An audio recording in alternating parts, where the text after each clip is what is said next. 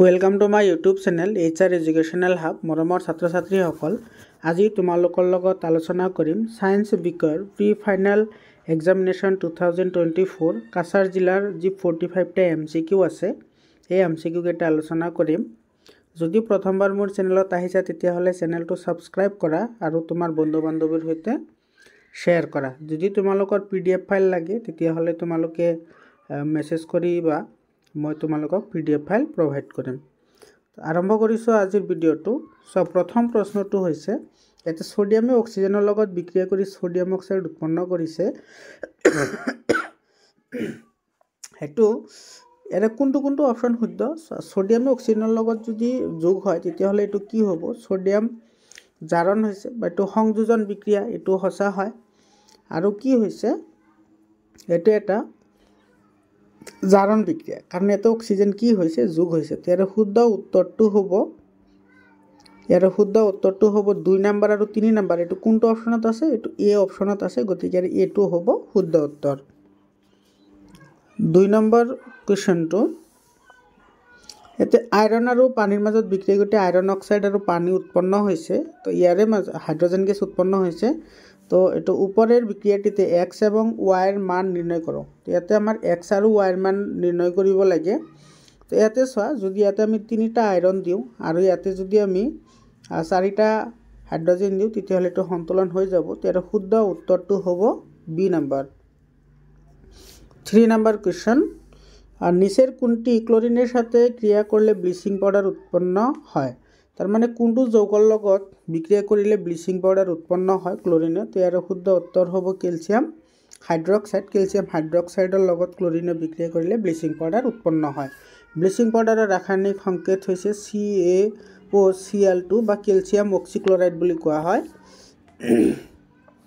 4 number question, দাঁতেৰ ক্ষয় আৰম্ভ হয় যখন pH এৰ মান, মানে দাঁতৰ দন্তক্ষয় কেতিয়া আৰম্ভ হয়? যেতিয়া তোমাৰ কি হয় দাঁতৰ ভিতৰৰ pH এর মান 5.5তকৈ কম হয়। 5 নাম্বার কোয়েশ্চন, এটো গ্যালভানাইজেশন একটি পদ্ধতি যার সাহায্যে লোহার মরচে ধরা রোধ করা হয় একটি পাতলা কোন আস্তরণ দিয়ে। তার মানে গ্যালভানাইজেশন এনেকুৱা এটা পদ্ধতি যেটো পদ্ধতিত কি কৰা হয়, এটা পাতলা আবৰণ দিয়া হয়। তো কোনটো ধাতুৰ আবৰণ দিয়া হয়? এটো জিংকৰ আবৰণ দিয়া হয়। 5 নাম্বাৰ কোয়েশ্চন, এতে কৈছে যে বিজাৰণৰ সময়ত ধাতব কাৰ্বনেটৰ যিবোৰ অক্সাইড আছে সেইবোৰ ধাতব অক্সাইডলৈ পৰিৱৰ্তন কৰা হয়। তো সেই প্ৰক্ৰিয়াটো কি বুলি কোৱা হয়? এটোক দগ্ধীকৰণ বুলি কোৱা হয়। 7 নাম্বাৰ কোয়েশ্চন, 7 নাম্বাৰ কোয়েশ্চনটো কি কৈছে চোৱা, ইয়াতে সোডিয়াম যেটো আছে সোডিয়াম মেটেলটো কি হয়? এটো reacts with vigorously with water। আৰু যেটো আয়ৰন আছে আয়ৰনে তোমালোকে জানা আয়ৰনে সদায় কি কৰে? অনলি reacts with steam, মানে ভাপৰ সৈতে কি কৰে? জলীয় বাষ্পৰ সৈতে বিক্ৰিয়া কৰে। আৰু ম্যাগনেসিয়াম কেৱল কি কৰে? গৰম পানীৰ সৈতে বিক্ৰিয়া কৰে। তো এটো আহিব 1 নম্বৰটো আহিব সিৰ লগত, 2 নম্বৰটো যাব এৰ লগত আৰু 3 নম্বৰটো যাব বিৰ লগত। তো এটো কোনটোত আছে? এটো বি নম্বৰ অপশনত আছে। তো ইয়াৰ বি নম্বৰটো correct option. 8 number question, metals have high melting point, which is the following metals is an exception। মানে আমি সকলে জানো যে সকলোবোৰ ধাতু অতি কি হয়? উচ্চ গলনাঙ্ক বিশিষ্ট হয়। তো তলৰ কোনটো ইয়াৰ ব্যতিক্ৰম নহয়, মানে ইয়াৰ কি কম গলনাঙ্ক আছে, তো এটো হ'ব gallium. 9 number question, pentanal is a 5 carbon compound with the functional group of, মানে 5টি কার্বনযুক্ত যেটা পেন্টানিল আছে, পেন্টানিলের কার্যকরী মূলক কি হবে? তো এটো হবো অ্যালডিহাইড হবো। 10 নাম্বার কোয়েশ্চন, দি সব মলিকিউল সেলস, মানে যেটো আমার সাবুনৰ যেটো কণিকা আছে সাবুনৰ কণিকাত কি কি থাকে?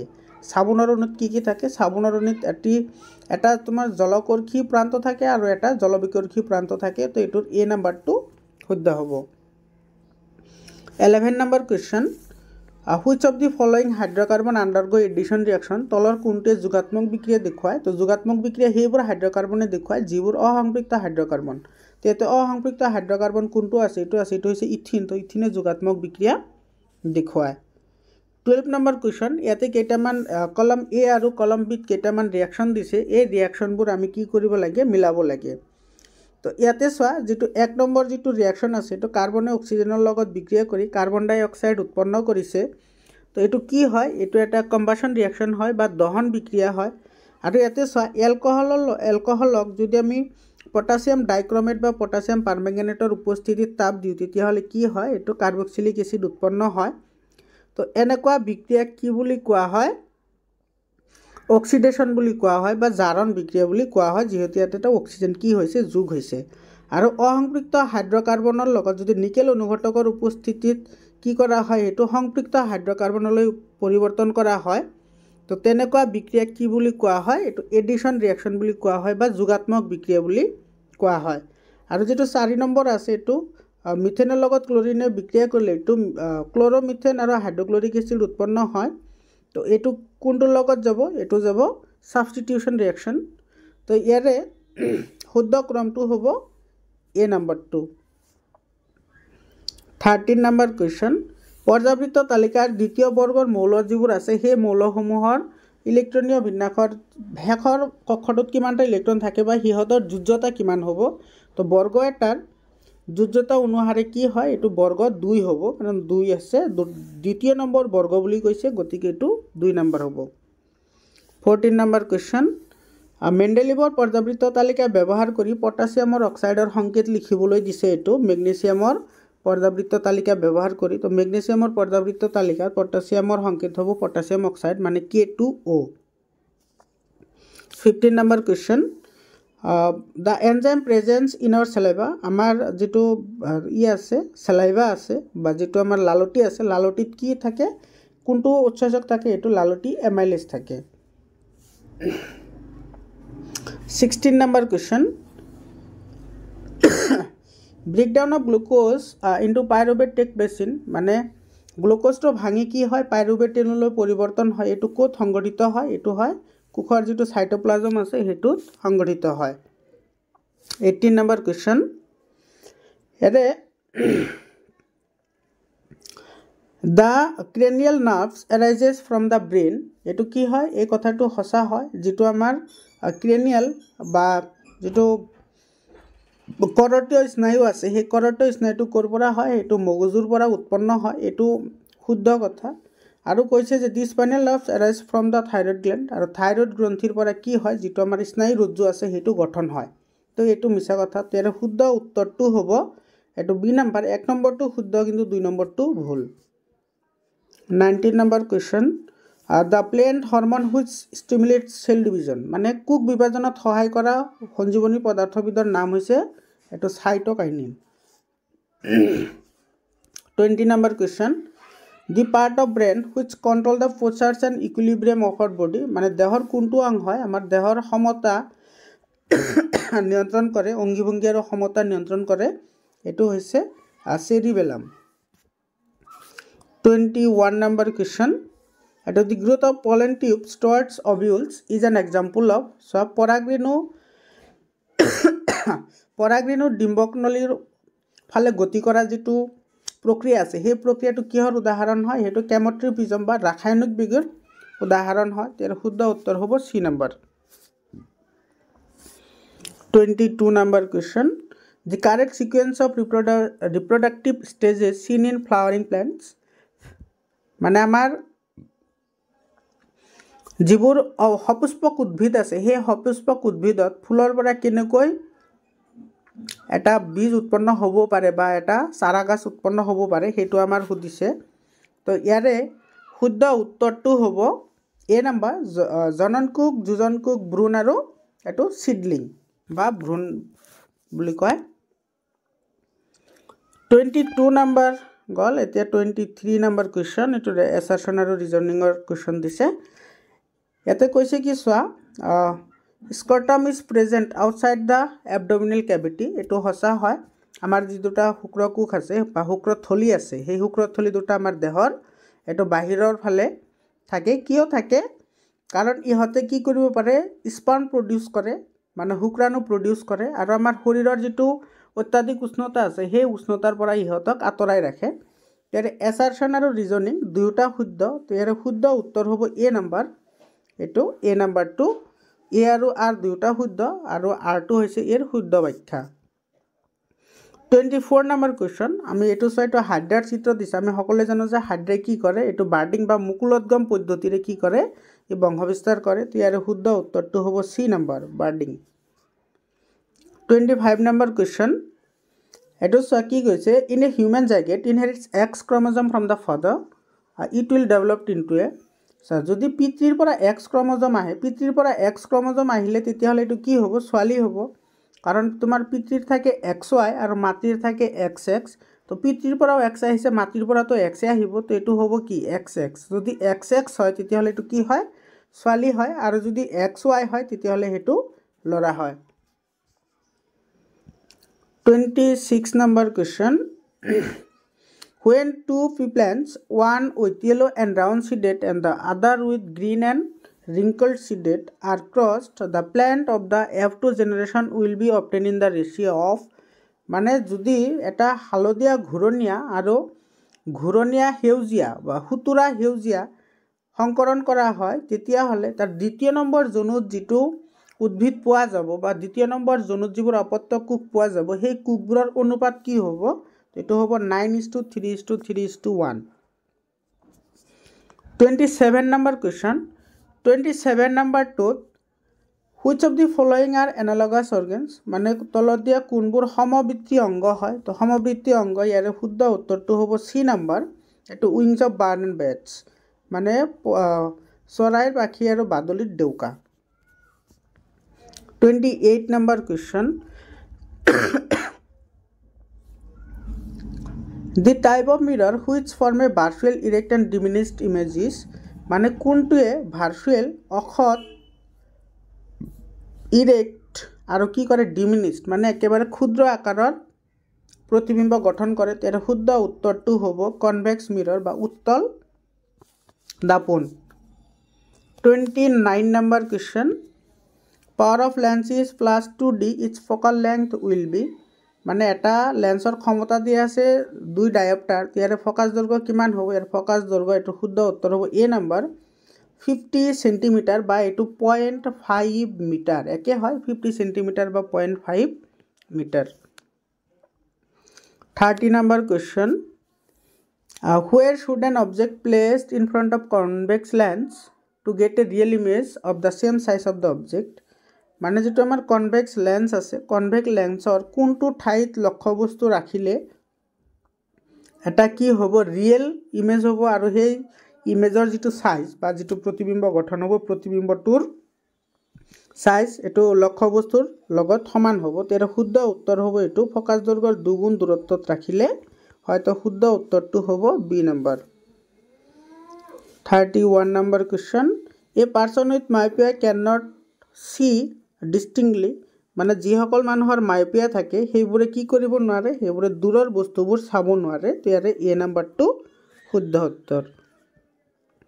32 number question, bifocal lens is used for which of the following eye defects, মানে দ্বিফকাযুক্ত লেন্স তলত দিয়া কোনটো বিকাৰৰ বাবে ব্যৱহাৰ কৰা হয়। ইয়াৰে শুদ্ধ উত্তৰ হ'ব প্ৰেছ বায়োপিয়া, প্ৰেছ বায়োপিয়াৰ কাৰণে দ্বিউত্তল লেন্স ব্যৱহাৰ কৰা হয়। 33 নম্বৰ কুৱেশ্যন, 33 নম্বৰত কি কৈছে, twinkling of star is the result of, মানে যিটো আমাৰ তৰা আছে, তৰাৰ তীৰবিৰণিৰ কাৰণ কি, তৰাৰ তীৰবিৰণিৰ কাৰণ হৈছে এটমস্ফিয়াৰিক ৰিফ্লেকশ্যন অফ লাইট, মানে বায়ুমণ্ডলীয় প্ৰতিসৰণ। ইয়াৰ শুদ্ধ উত্তৰটো হ'ব চি নম্বৰ। 34 নম্বৰ question, which of the following two relations indicate by Ohm's law, ওমৰ সূত্ৰৰ দ্বাৰা তলত দিয়ে কোনটো নিৰ্দেশ কৰা হয়। তো ওমৰ সূত্ৰই কি কৰে,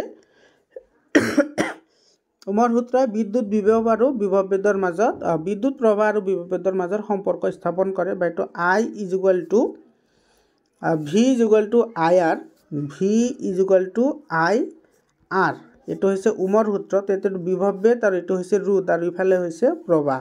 ইয়াৰ শুদ্ধ উত্তৰটো হ'ব C number. 35 number, the SI unit of resistivity, ৰোধকতাৰ একক কি, ৰোধকতাৰ একক হৈছে ohm metre. 36 number question, inside the magnet the field lines move মানে আমাৰ যিবোৰ চুম্বক আছে সেই চুম্বকবোৰৰ যিবোৰ বলৰেখা আছে সেই বলৰেখাবোৰ ক'ৰ পৰা ক'লৈ যায় তো এইটো কি কৰে from north to south pole মানে উত্তৰ মেৰুৰ পৰা দক্ষিণ মেৰুৰ ফালে গতি কৰে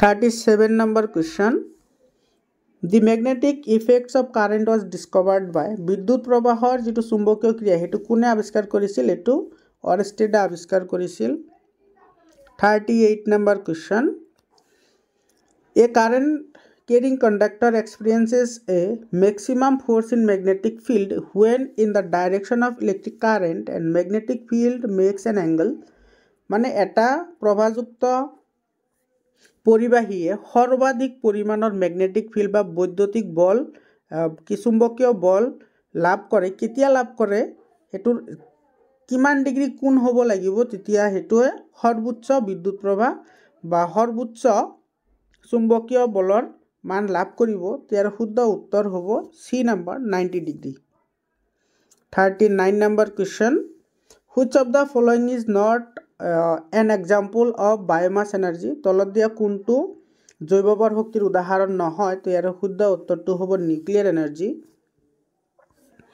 40 number question which part of solar cooker is responsible for greenhouse effect তো greenhouse effector কাৰণে বা হেউজ গৃহ প্ৰভাৱৰ কাৰণে তলৰ কোনটো দায়ী তো ইয়াৰে শুদ্ধ উত্তৰটো হ'ব গ্লাছ শীট কভাৰ মানে কাঁচৰ প্লেট যেটো আছে হেতু 41 number question which of the following is a biodegradable waste হয় মানে তলত দিয়া কোনটো জীৱ নিম্নীকৰণ পদাৰ্থ নহয় এতে which of the following ইংৰাজীটোত হয় বুলি দিছে আৰু বঙালীটোত ইয়াতে নহয় বুলি দিছে তো যদি ইয়াতে যদি বায়োডিগ্ৰেডেবল বুলি কয় তেতিয়া হলে এটো কি হ'ব এ নাম্বাৰ হ'ব বি নাম্বাৰ হ'ব আৰু ডি নাম্বাৰ হ'ব আৰু যদি নহয় বুলি কয় তেতিয়া হলে এটো অপচন সি নাম্বাৰটো কাৰেক্ট হ'ব অপচন সি নাম্বাৰ এটো প্লাষ্টিকৰ মুনা 42 number question which of the following is an incorrect pair তলত দিয়া কোনটো এটা অশুদ্ধ মিল তো ইয়াতে ৰিভাৰ ন্যাচাৰাল ইকোসিস্টেম হয় এটো হসা এয়াৰ টু বায়োটিক কম্পোনেন্ট বুলি কৈছে বায়ুক জৈৱিক উপাদান বুলি কৈছে বায়ুৰ তো প্ৰাণ নাই তো প্ৰাণ নাথাকিলে এটো জৈৱিক উপাদান নহয় তো এটো ভুল আছে যেটো ক্ৰপ ফিল্ড আছে বা শস্য ক্ষেত্ৰটো কি হয় এটো কৃত্ৰিম ইকোসিস্টেম হয় এটো হসা আৰু যেটো ওয়াটাৰ হয় এটো অজৈৱিক উপাদান হয় এটো হসা তেৰ শুদ্ধ উত্তৰ হ'ব B number 43 number the biodiversity hotspot তো ইয়াতে জৈৱ বৈচিত্ৰৰ হটস্পট কাক কোৱা হয় এটো বনাঞ্চলক কোৱা হয় 44 number question চিপকো আন্দোলন is associated with চিপকো আন্দোলন কিহৰ লগত জড়িত এটো গছৰ লগত জড়িত 45 number question আৰু আজিৰ কাৰণে শেষৰ প্ৰশ্ন The name of the river dam constructed on Narmada river Narmada নদীৰ ওপৰত দিয়া নদীবান্ধখনৰ নাম আছিল এটো সৰদাৰ সৰোবৰ দাম তো ইয়াৰে হ'ব শুদ্ধ উত্তৰ ইয়াৰে পিছত চোৱা ইয়াতে যিকিটা ডেসক্ৰিপচন টাইপ কোৱেশ্চন আছিল হেইকেটাও চোৱা আশা কৰিছো তোমালোকৰ এনেকুৱা ধৰণৰ প্ৰশ্ন তোমালোকক বহু পৰিমাণে সহায় কৰিব যদি তোমালোকৰ পিডিএফ ফাইল লাগে তেতিয়া হলে তোমালোকে যোগাযোগ কৰিবা কমেন্ট কৰি জনাবা মই তোমালোকক PDF ফাইল প্ৰভাইড কৰিম